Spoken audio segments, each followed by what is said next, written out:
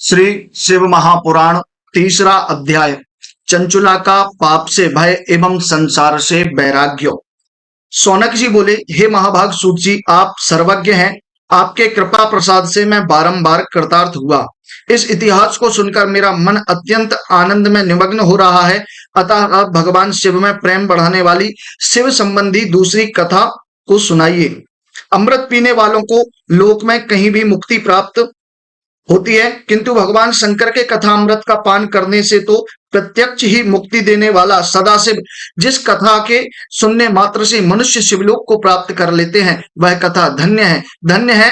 और कथा का श्रवण कराने वाले आप भी धन्य हैं।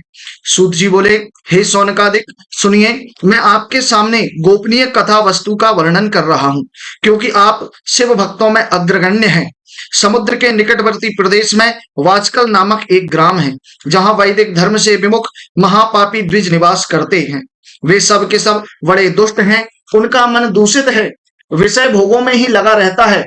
वे ना देवताओं पर और ना ऋषियों पर और ना धर्म पर विश्वास करते हैं।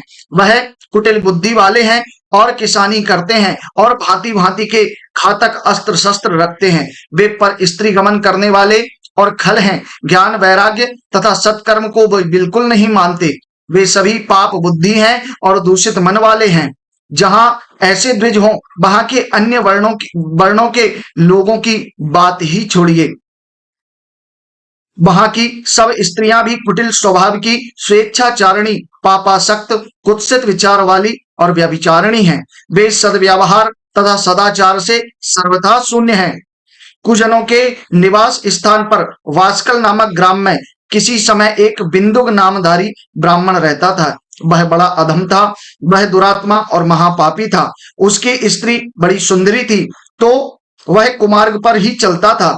वासना से कलुषित वह वैश्यागामी था। उसकी पत्नी का नाम चंचुला था।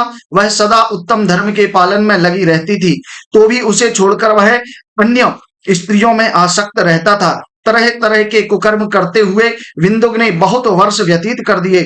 उसकी स्त्री चंचुला काम से पीड़ित होने पर भी स्वधर्म नाश के भय से क्लेश सहकर भी दीर्घ काल तक धर्म से भ्रष्ट नहीं हुई, परंतु दुराचारी पति के आचरण के प्रभाव में आने के कारण काम पीड़ित हो आगे चलकर वह स्त्री भी दुराचारिणी हो गई। भ्रष्ट चरित्र वाली कुमारिनी अपने पति की दृष्टि बचाकर रात्रि में चोरी छिपे अन्य पापी पुरुषों के साथ रमण करने लगी। हे महामुने, एक बार उस ब्राह्मण ने अपनी उस स्त्री को पर पुरुष के साथ रात्रि में संसर्ग करते देख लिया। उस दुष्ट दुराचार में आसक्त मन वाली पत्नी को रात में पर पुरुष के साथ व्यभिचार रत देखकर वह क्रोध पूर्वक वेग से दौड़ा। उस दुष्ट बिंदुक को घर में आया जानकर वह कपटी व्यभिचारिणी तेजी से भाग गया।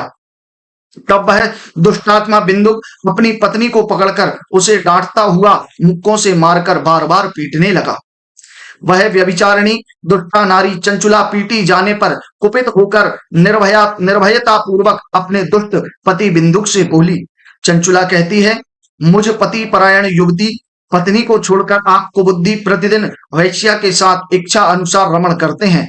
आप ही बताएं कि रूपवती तथा कामासक्त चित्त वाली मुझ युवती की पति संसर्ग के बिना क्या गति होगी। मैं अत्यंत सुंदर हूं तथा नव यौवन से उन्मुक्त हूं।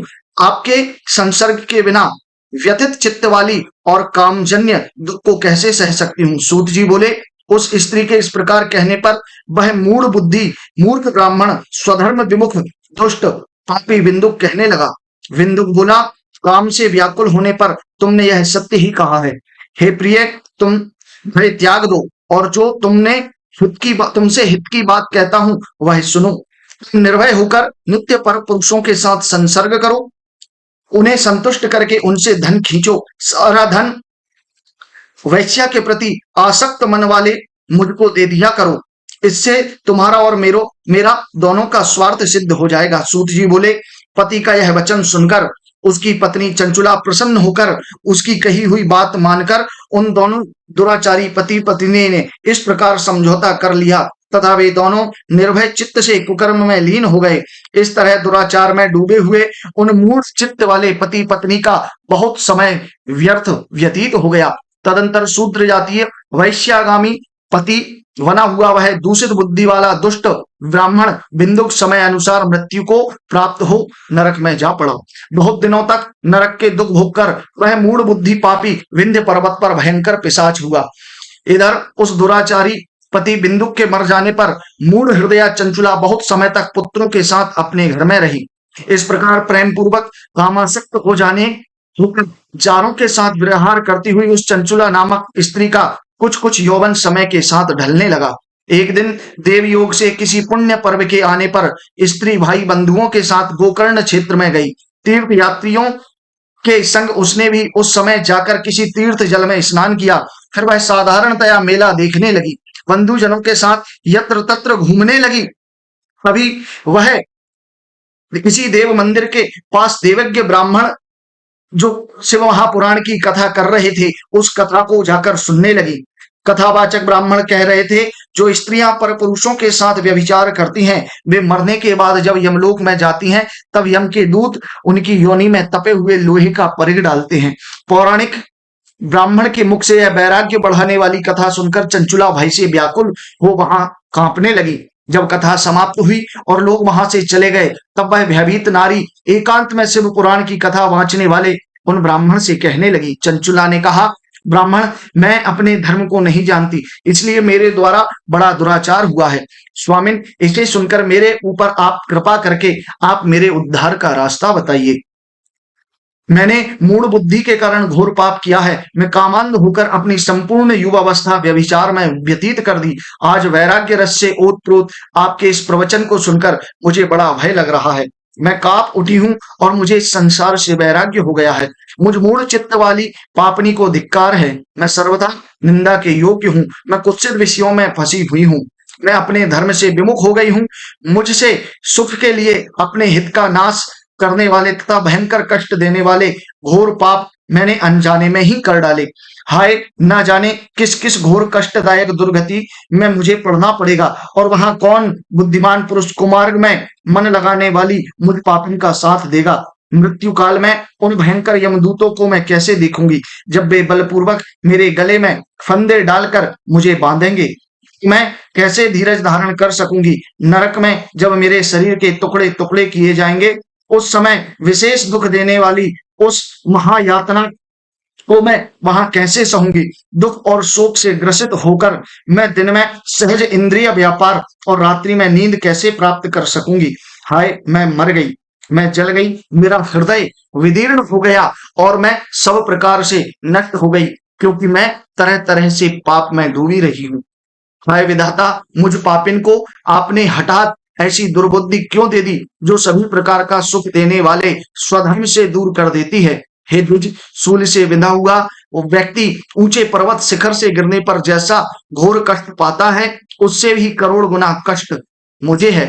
सैकड़ों अश्वमेघ करके अथवा सैकड़ों वर्षों तक गंगा स्नान करने पर भी मेरे घोर पापों की शुद्धि संभव नहीं है।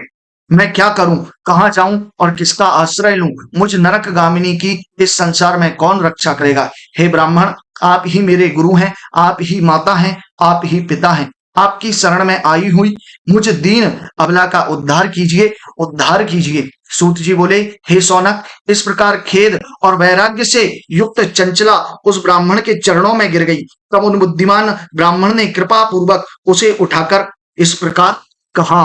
शिव महापुराण तृतीय दिवस कथा संपूर्ण।